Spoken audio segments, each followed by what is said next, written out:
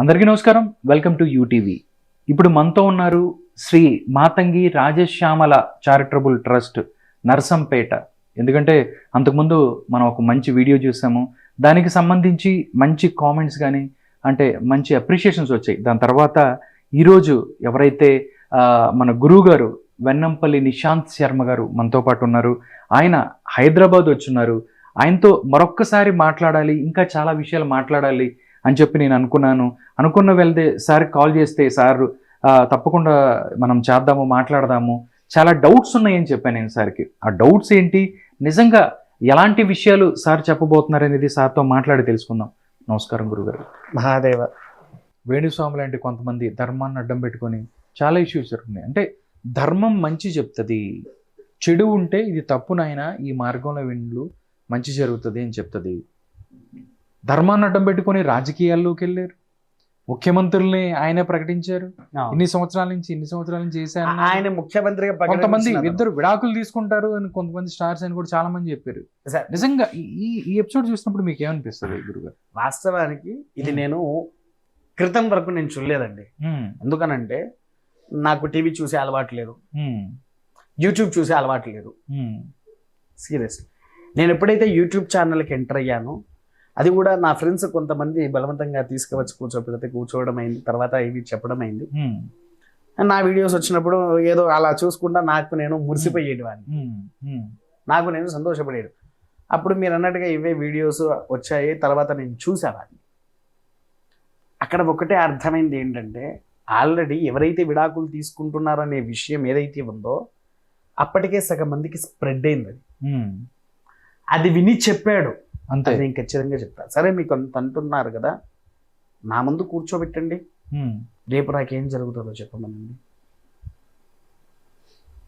వేణుస్వామి వేణుస్వామి వేణుస్వామి అని అదైపోతున్నారు కదా భూమి మీద. మరి ఈ విడాకుల విషయంలో సరే రాజకీయవేత్తను అదే నిర్ధారించారంటున్నారు కదా, మరి అక్కడ గెలిచిండా జగన్ ఓడిపోయాడు. అక్కడ జగనే సీఎం అని ప్రకటించాడు. ఇక్కడ కూడా అసలు డైరెక్ట్ ఇక్కడ కేటీఆర్ సీఎం 2 సార్లు. మరి కేటీఆర్ వచ్చిండా ఇప్పుడు? అంటే పెద్ద పెద్ద పేర్లు చెప్పుకొని మార్కెటింగ్ చేసుకొని ప్రజల దగ్గర డబ్బులు గుంజే ప్రయత్నం అంటే మభ్య పెట్టడమే. ఎందుకనంటే వాడికి సగం వస్తుంది, సగం రాదు. సగం కాదు, 100లో 10% కూడా వాడికి తంత్రం రాదండి. 100లో 10%. అసలు తంత్రం అంటే ఇప్పుడు ఇవన్నీ వీళ్ళు చెప్పిన పంచమకారాలు ఏవైతే ఉన్నాయో మనం చేసేది కాదది. మొదలు భగవంతునికి అర్పించాలి. ఇందాక మీకు చెప్పా, ఏది గత వీడియోలో మనం ఒక మాట మాట్లాడుకున్నాం, రక్తాభీజుని సంహరించి ఆ రక్తాన్ని పట్టుకొని అమ్మవారు తాగేది అని. అవునా? అవును. అమ్మవారికి వీటికి ఏంటంటే మొదలు కాళీదేవికి వీటికి కొన్ని రక్తాభిషేకాలు చేయాలి, మద్యపానంతో అభిషేకం చెయ్యాలి, మద్యపానంతో హారతి ఇవ్వాలి. అవి మనకు తంత్రంలో నిర్ధారించి ఉంది. నువ్వు ఎప్పుడైతే ఇవి చెయ్యవో, నీవు చెయ్యని పక్షంలో అమ్మవారు నీ మీదకి ఆహ్వానమై తనకు కావాల్సింది లాక్కుంటది అని చెప్పింది. ఓకే, నువ్వు తంత్రం చేసింది లేదా, మంత్ర సాధన చేసింది లేదా, డైరెక్ట్గా పంచమకారాలని చెప్తేవి, ఈ మకారాలని చెప్తేవి, వస్తేవి, కూర్చుంటేవి, అందరి దగ్గర నీకు నచ్చిన ముచ్చట్లన్నీ మాట్లాడుకుంటా, వెధవలేని ముచ్చట్లు. నువ్వు వాడికి ఏదవుతుందో క్షమించండి ఇందులో ఎవరున్నారో, వారికి ఏమవుతుందో వీరికి ఏమవుతుందో అని చెప్పే బదులు ప్రళయం ఏ రోజు వస్తున్నది అది చెప్పు. మొన్న యుద్ధం వచ్చింది, చెప్పిండా? లేదు. యుద్ధం అంతా అయిపోయిన తర్వాత ఒక వీడియో వచ్చింది. నేను ఆ రోజే చెప్పాను కదా, యుద్ధం నేను ముందే చెప్పాను. అది చూపించుకోవడానికి. అవునా? అది చూపించుకోవడానికి. కానీ నిజంగా చెప్పాలి అంటే, ప్రళయాలు, కరోనా వచ్చినప్పుడు కనీసం కరోనా వస్తుందని వాడేమన్నా చెప్పాడా? అది ప్రచారంలో వచ్చిన తర్వాత మనకు కరోనా వస్తుందని చెప్పాడు. అప్పటికే ఫేమస్ అనుకుంటా యూట్యూబ్లో అతను. అవును. అవునా? అవును. ఈ విధవ ముచ్చట్లు మొదలాపి ధర్మరక్షణ కోసం చెయ్యి. అవును, ఏదైనా మంచి చెయ్యి. కోట్లు సంపాదించుకొని ఏం చేసుకుంటావు నువ్వు? వాళ్ళకు వీళ్ళకి ఇది చేస్తా అది చేస్తా అని చెప్పేసి పోతున్నావే. నేనే వస్తాను నీ దగ్గరికి, చెయ్యి. ఏం చేస్తావో చెయ్యి. వామాచార విధి అంటున్నావు కదా, వామాచార పద్ధతి వాడు జనసంచరణ చేస్తాడు అనేటువంటిది చూపి నాకు. ఏదీ లేదు. లేనప్పుడు ఏ రకంగా మాట్లాడతాడు వాడు? వాడో మనిషేనా అసలు? ధర్మంగా ఉండే వాళ్ళు ఎంతో మంది ఉన్నారండి. ఉమ్, వాళ్ళని నమ్మకుండా ఇగో ఇలాంటి వాళ్ళను నమ్మేసి జీవితం మొత్తం కొలాప్స్ చేసుకునే వాళ్ళు ఉన్నారు. అవును, చాలా మంది కూడా అంటే వేణుస్వామి పూజలు పునస్కారాలు వీటితో చేస్తే జ్యోతిష్యం పేరుతో సమాజాన్ని, ప్రజల యొక్క వాళ్ళలో ఉన్న అపోహల్ని క్యాష్ చేసుకునే జ్యోతిష్యులు కూడా చాలా మంది ఉన్నారు. చాలా ధర్మం అడ్డ మంది పేరు ఉన్నారు. అవునండి. పెట్టుకోండి. వీళ్ళ గురించి ఏం చెప్తారు మీరు కూడా? జ్యోతిషులు అంటారా, కొంతమంది ఏం చేస్తున్నారంటే వాడి దగ్గరికి రాగానే వాడి జాతకం చూసి నువ్వు రేపే చచ్చిపోతావు అని చెప్పేసి అంటాడు. వాడి పాపం వెంటనే భయపడి సార్ ఏదైనా పూజ చేయండి అని ఆయన పూజలు చేయండి అలా ఒకటి కొంతమంది ఉన్నారు. ఇంకొంతమంది జాతకం చూసి నీకు పితృశాపం ఉందబ్బా, వాడికి పితృశాపం తెలియదు, పితృదోషం తెలియదు ఆ విధవలకు కొంతమందికి. దానికి కొన్ని పూజలు మొదలు పెడతారో అవి చేసుకుంటూ పోతూనే ఉన్నారు. వాడు జనాలను ఎన్ని రకాలుగా నాశనం చేస్తున్నారంటే దానివల్ల ఒక అపోహకు గురైపోతున్నారు. అంటే ఎవరిని నమ్మాలి, ఎవరి దగ్గరికి వెళ్ళాలి, నేనేం చేయాలి, అసలు ఎవరి దగ్గరికి వెళ్తే నా యొక్క పరిష్కారం అవుతుంది జీవితం అనే ఒక భ్రమలో మిగిలిపోతూ ఉన్నారు జనాలు. ఇప్పుడు అంతమంది వెళ్ళాడు కదా వేణుగారి దగ్గరికి. పూర్వంలో మా బ్రాహ్మణుడు ఒకడు ఎన్నో ఛానల్లో అద్భుతంగా ఎదిగాడు. ఒకప్పుడు నాకు జూనియర్ ఆ పిల్లవాడు, ఎవరనేది పేరు వద్దు మనకు. ఒకప్పుడు ఛానల్లో మంచి ఎత్తున ఎదిగిన వ్యక్తి ఇప్పుడు ఏమయ్యాడండి? కనిపించుకుని పోయాడు కదా. కనిపించకుండా పోయాడు. అవునా? తర్వాత ఈ వేణుస్వామి గత ఏమవుతుంది? సేమ్ ఇదే రిపీట్ అవుతుంది అప్పుడు. అదే ఇప్పుడు ఆ మల్లన్న గారు ఎవరైతే ఉన్నారో ఆయన పొరపాటున వీడి మీద పడితే వీడి పరిస్థితి ఏంటి? అవునా? అవును. ఉన్న నిజాలని ఇలా కూపీ లాగేస్తే వాడి యొక్క విధితత్వాలు ఎలా ఉంటాయి? ప్రతి ఒక్కటండి ధర్మ మార్గంలో నడిచి ధర్మాన్ని అనుసరించి ధర్మో రక్షతి రక్షిత అనే పదాన్ని ఉచ్చరిస్తూ మనం అందరినీ మార్గంలో ఉంచితే గనక అందరూ బాగుంటారండి. ఓకే, అఘోరతత్వం సమాజానికి ఇచ్చే సందేశం ఏంటి గురుగారు? అఘోరతత్వం సమాజానికి ఇచ్చే సందేశం అంటే దానికి మాటలైతే ఉండవండి. ఎందుకు అనంటే ఎన్నో మన పూర్వంలో ప్రళయం వచ్చింది. ఓకే, ఆ ప్రళయం ఏంటి? సునామీ. ఎన్నో దేశాలు కూడా దాంట్లో మునిగిపోయినాయి.